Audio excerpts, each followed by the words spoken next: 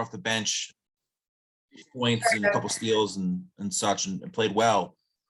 You haven't gotten the time here yet. How do you stay ready that if your number's called tomorrow, like I'm ready to go, like turn the switch on, so to speak?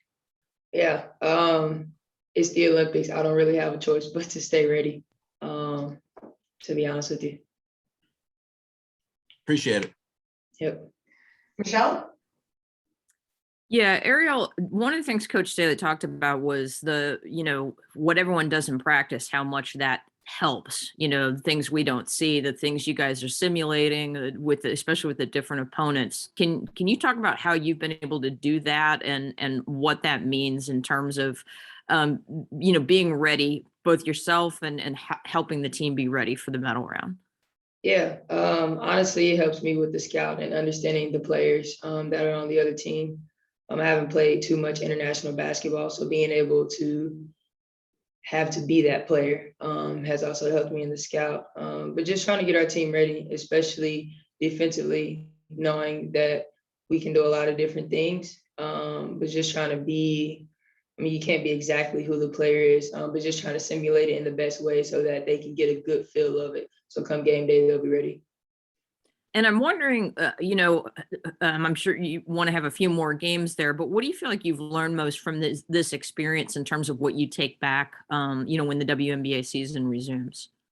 Yeah, just being more adamant about my leadership. I think speaking up and being able to speak on the things that I see and not being so passive as a leader. Thank you. Mm-hmm. Patrick Waring, NBC Sports Hour. Ariel, I just wanted to kind of ask you, obviously you're out there with Tina.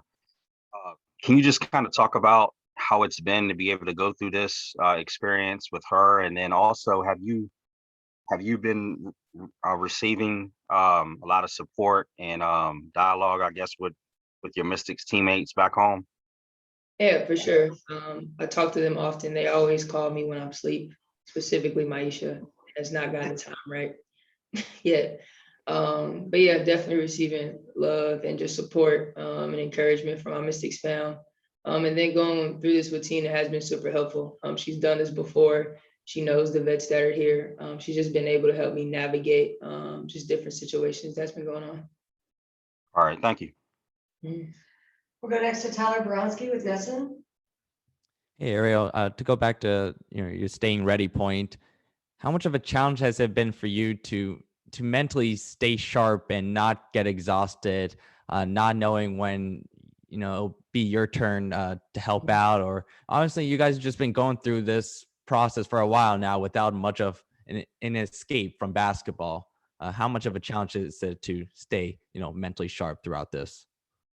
I mean, it's definitely tough. The competitor in me, you want to be out there. But to the point is we're playing well. I see the flow. There are players that are used to playing together. There are players that coaches trust. So at the end of the day, I just want to win.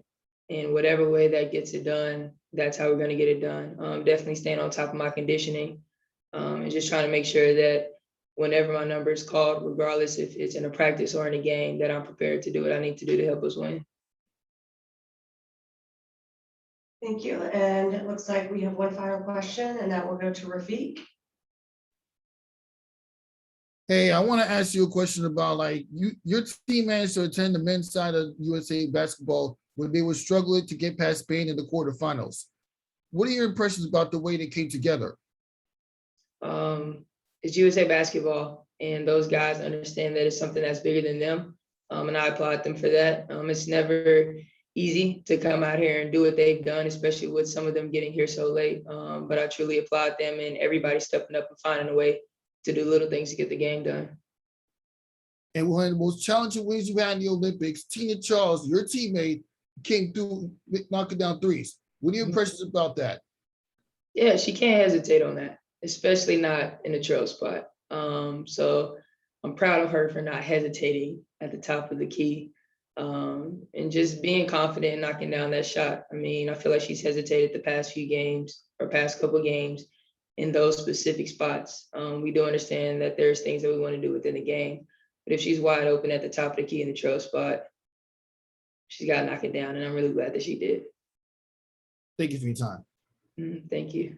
All right, Ariel, Yeah, looks awesome. like you were done. Thank you so much for coming by